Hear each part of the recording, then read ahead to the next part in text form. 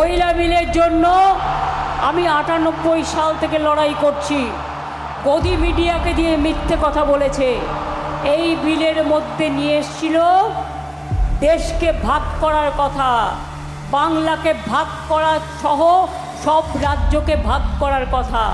541টা কেন্দ্রে উনি জিততে পারবেন না, তাই 850টা কেন্দ্র করার জন্য এটা ছিল পেছনের গেম। মহিলা বিলের সাথে ডিলিমিটেশন বিল কেন? মাছ দিয়ে শাক ঢাকার চেষ্টা, অত্যাচার করতে করতে, উদ্ধত করতে করতে সীমানার শেষ প্রান্তে এসে দাঁড়িয়েছেন।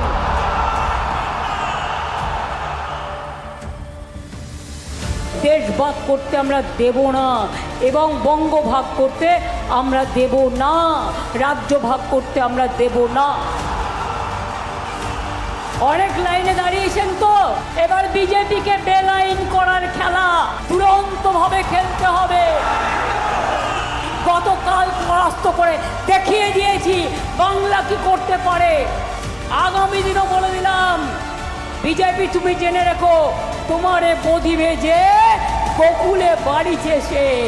এত উদ্ধত্ত ভালো না, এত অহংকার ভালো না।